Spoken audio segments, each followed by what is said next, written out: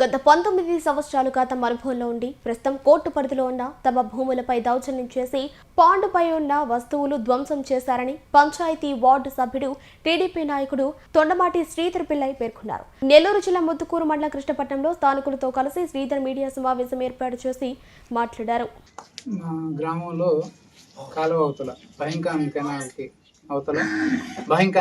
అవతల సముద్రంకి యువతల దాదాపు 100 ఎకరాలు గవర్నమెంట్ భూమి ఉంది.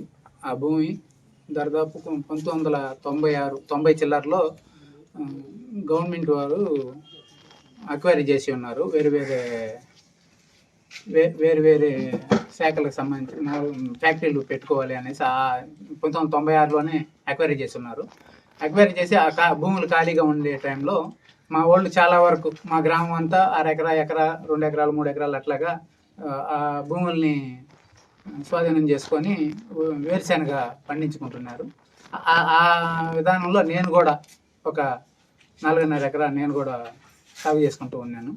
ఆ టైంలో వేరుశెనగ అయిపోయిన తర్వాత చుట్టుపక్కల వాళ్ళంతా ట్యాంకీలు చేస్తుంటే అది రొయ్యల చెరువులు డీజిల్తో మేము కూడా ట్యాంకీలు చేయడానికి చూశాను. నేను కూడా దాదాపు అది చాలా లాస్లో అయింది. సరే ఏదో వస్తూ ఉన్నాం. ఇటీవల కాలంలో ఆ రొయ్యల చెరువులు ఆపేయాలి, ఇంకా గిట్టుబాటు కావడం లేదు, డీజిల్ ధరలు పెరిగిపోయిన టైంలో సోమిరెడ్డి గారి దయ వల్ల మాకు కరెంటు ఇవ్వడం జరిగింది. అది మొదలు ఆ భూములకు కూడా కొంచెం డిమాండ్ పెరిగింది. అందరూ కూడా సాగు చేసుకుంటూ ఉంటున్నారు. మేము కూడా రొయ్యలు సాగు చేసుకుంటున్నాం. అయితే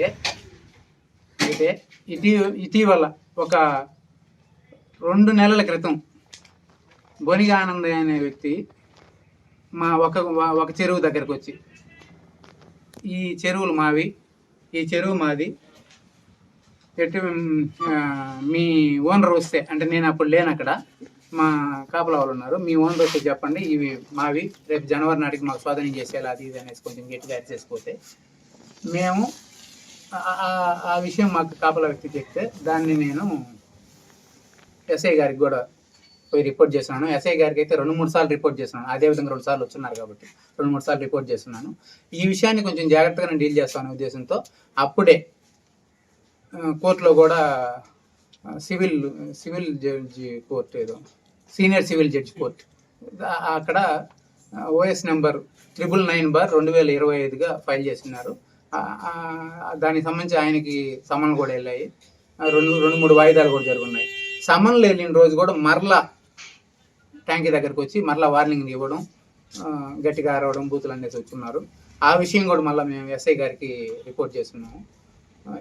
ఇట్లాగా జరుగుతుండే టైంలో ఇటీవల ఈ కల్చర్ క్లియర్ అయిపోయి మరలా రెండోసారి నీళ్ళు కొట్టడానికి కల్చర్ వేసుకునేదానికి మేము ప్రిపేర్ చేసుకునే టైంలో ఈరోజు ఉదయం మేమందరం అక్కడ, నేను, మా కొండ, మా శ్రీరాములు ముగ్గురు ఉన్నాం అక్కడ. మామూలుగా ట్యాంకీలు క్లియర్ చేయడానికి బురదంతా ఉంది, బురదంతా క్లియర్ చేద్దాం అనే ఉద్దేశంతో అక్కడ పోయి మామూలుగా ట్రాక్టర్లు రాలేదు అది ఇది అనుకుంటా ఉన్నాము. ఈ లోపల బొనిగ ఆనందయ్య తన అన్యాయులు ఇంకొక 15-20 మంది వరకు దర్దాపుగా వచ్చినారు. మీకు అందరికీ వీడియోస్ ఉన్నాయి, ఇస్తాను, ఫొటోస్ ఉన్నాయి. 20 మంది దాకా వచ్చి ఈయనతో పాటు దాదాపు బాగా బూతులు అంటూ భయభ్రాంతులు గురి చేసి మమ్మల్ని, మేమేమీ అనలేదు, మేము మాట్లాడితే కొడతారు వాళ్ళు, ఆ విధానంలో ఉంటే ఈ పరిచుండే వైర్లన్నీ ముక్కలుగా కట్ చేసి పాయింట్కి సెట్ చేసి ఉండే మోటార్ని తీసి ఎత్తి తీసుకెళ్ళిపోయారు. ఇది ఇంత దౌర్జన్యంగా ఈ విధానం. ఇప్పుడు ఆల్రెడీ కోర్టులో కేసు ఉంది. ఇప్పుడు వీళ్ళు వచ్చేసి ఈ విధంగా దౌర్జన్యం చేసిపోయినారు. ఆల్రెడీ మేము ఎస్ఐ గారికి తెలిపాను. ఎస్ఐ గారు 2 పోలీసులను పంపించారు. వాళ్ళిద్దరూ వచ్చేటప్పటికి ఇదంతా విషయం అంతా జరిగిపోయింది.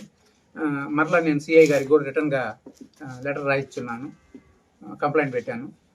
దయచేసి ఇది మీకు అందరికీ తెలియజేస్తున్నారు, మాకు న్యాయం చేయాలనేసి విషయం. ఈ విధానం అంతా జరగడానికి ముఖ్య కారణం, నేను ఎంపీటీసీ ఎలక్షన్ టైంలో నేను ఆయనకి ఆపోజిట్ నేను ఆయన ఏమంటారు ప్రత్యర్థిగా నేను పోటీ చేస్తున్నాను ఎంపీటీసీకి. ఆ ఉద్దేశంతో నాకే ఎదురు నిలబడతారా అంటే మీరెంత మీ ఆర్థిక విధానం ఎంత? మేమైతే ఆర్థికంగా మేము చాలా, ఆయనతో పోల్చుకుంటే మేము చాలా తక్కువే. మమ్మల్ని, మా సామాజిక వర్గాన్ని కూడా చాలా వరకు మమ్మల్ని తొక్కియడానికి ప్రయత్నం చేస్తున్నారు రాజకీయంగా. ఇది కూడా నేను గట్టిగా చెప్పగలను. ఈ రాజకీయ కక్షలు అయితే నాకు ఎక్కువగా అనిపిస్తున్నాయి. Thank you. నా పేరు కర్ణవేడిగొండలో. నేను ట్యాంకీ కాడ ఉన్నప్పుడు అతనితో ఉన్నానని చెప్పి, రేపు సెంటర్లో నీ కొట్టు ఉంది, నీ కొట్టు కాడ పాలు కొడతాను అని చెప్పి బొలికి ఆనందయ్య గారు తెలిపినారు.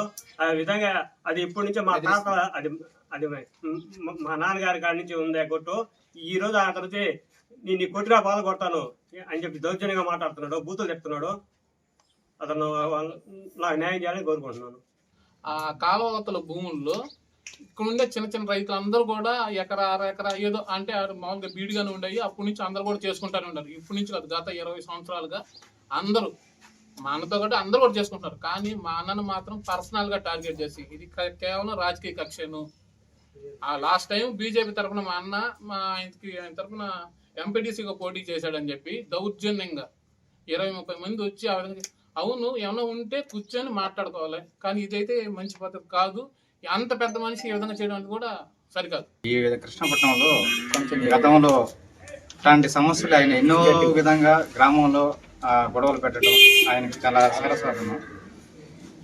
లేని పొలాలు కూడా తన పొలం అని చెప్పి ఇతరుల మీద దౌర్జన్యం చేయటం, దాన్ని ఆక్రమించడం, వాళ్ళని గందరగోళం చేయటం, ఏ పార్టీ వస్తే ఆ పార్టీలు జాయిన్ అవటం, ఆ పార్టీలో నాయకుల్ని మభ్యపెడుతూ ఈ విధంగా జనాలకి లేనిపోయిన ఇంటెన్షన్ ఇస్తూ జనాలను గందరగోళం చేయటం ఇది తనకి సదా మామూలే.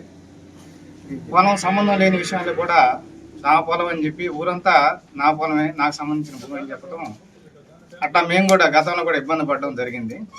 ఇప్పుడు ఈ శ్రీధర్ అన్న విషయంలో కూడా ఈరోజు ఈ విషయం జరిగింది. దీనికి కూడా ఆయన సంబంధించిన విషయం కూడా కాదు, అయినా కూడా ఆయన శ్రీధర్ అన్న ఇది పార్టీ పర్పస్లో అతను వెనక రాలేదని, ఇంటెన్షన్ అయితే భూమి అని కాదు, ఆయనకి రాజకీయంగా అతనికి సపోర్ట్ చేయలేదని ఒక దానికోసంగా ఈ విధంగా చేస్తున్నారు.